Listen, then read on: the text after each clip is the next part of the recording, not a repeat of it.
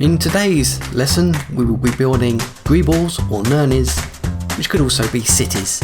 And we're going to be doing this using textures. We're going to start off by creating a plane. Box or Shift X. Let's draw out a plane. We'll make it 10 meters by 0 height and a depth of 10. And we'll 0 that there. Press Escape to get rid of that highlight there and drop the tool with the spacebar. Excellent. Pretty straightforward. We'll copy that and we're going to paste that into layer 2. Now we're going to subdivide this a few times. So Shift D to bring up the subdivide options. Go to faceted, OK, and we're going to do this a couple of times. We don't want to go overboard. That should be plenty. I'm going to give this a new surface to make it easier to select later. So let's call this blocks.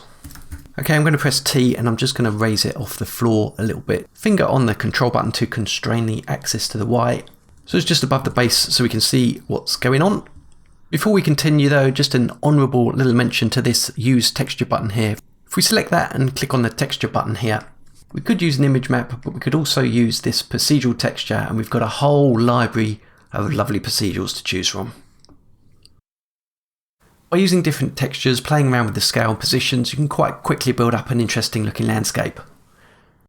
But obviously the downside to this technique is we're going blind a little bit. We can't actually see what the texture's doing. So this is why we're not using this route. So let's turn this off and undo all of that. We're going to bounce over to the Map tab, and then we're going to go down here to Texture Point under the colour. So we'll click on that. We'll leave everything at its defaults. The VMap type is a weight map. And we can either create a weight map down here or we can do it here. So we're going to call this one again blocks and then click on the texture button. We can close that down then. We're nearly set up for this. Under the weight option here, we need to see the blocks weight map that we've just created. And in order to see that, we need to go to our weight shaded view. This works similar to as I showed earlier, but this generates weight maps. So if I jump over to the procedural texture, we can actually see what the weight map is doing.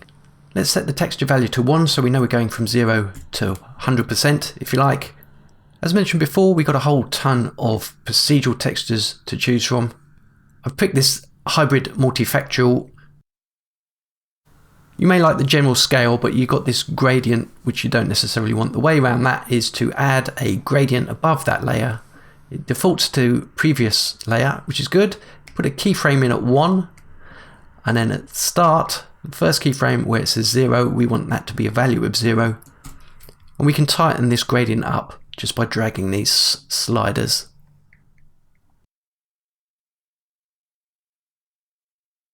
We can turn this on and off, so let's turn it off for now and go back to our procedural texture. We're making greebles and or nurnies, so we want something slightly more geometrical. So for this, I'm going to use maze. Now that's part of the Rman Collection. I'll put a link in the description below. The way to think about this is the orange sections are the areas that are raised and the non-shaded sections stay where they are.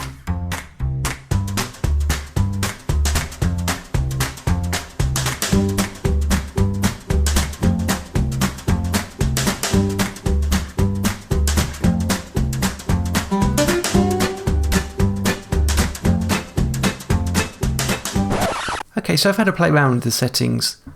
I've tried to avoid things with little holes in it or little pieces.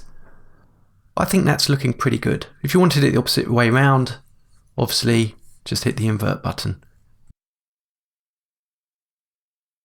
Okay, I'm feeling brave, so I'm going to close that down. And T for move, I'm making sure my fall off set to none and I haven't got that texture button selected. I'm just going to move that underneath the grid like that. Basically, so we're underneath our main plane in layer 1. Okay, still with the move tool selected and the weight map selected being the blocks, which is this weight map here. Under fall off, we're going to go to weight map. So this weight map is looking at this weight map. I'm going to hold my finger on the control button. I'm going to move the mouse up to constrain this to the Y. There we go. Don't have to move it up too far, but that's done the displacement nicely. The only tweak I am going to make to this is I'm going to flatten down these edges.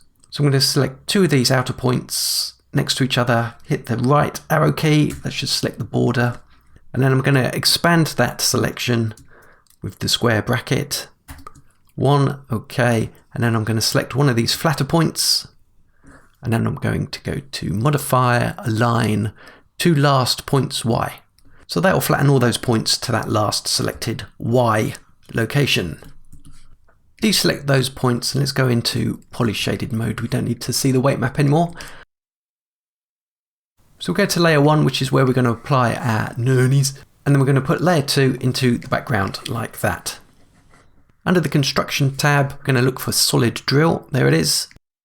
And for operation, we want stencil, but we want to choose that blocks color so we can select them easily later. So okay that, and that will give us this. That's okay, but perhaps I want a little bit more space between the blocks, so we'll undo that. We'll go back to this layer, remembering to remove the fall off. We're just going to move this down a little bit so there's a bit more space. So again, we're going to go to solid drill, stencil, block. That looks nice and clean, but if we look in wireframe mode, you'll see we've got a ton of points we don't want.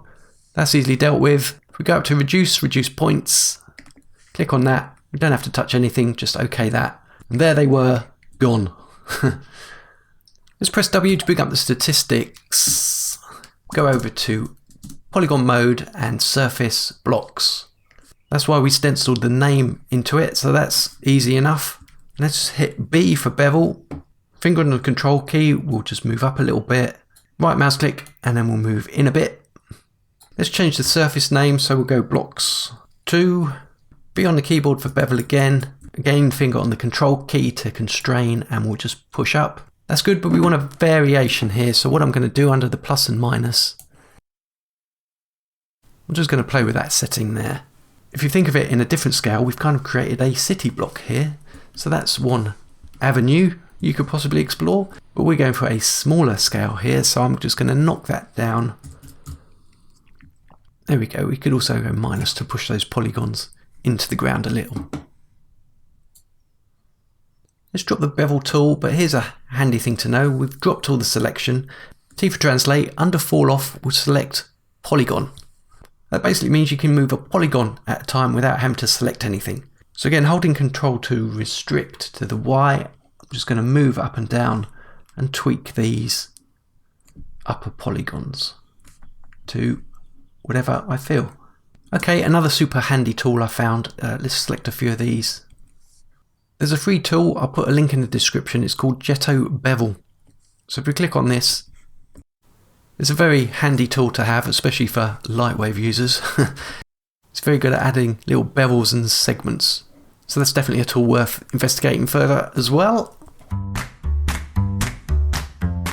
I've got a copy of LightWave CAD. I think it's fantastic for adding details like this.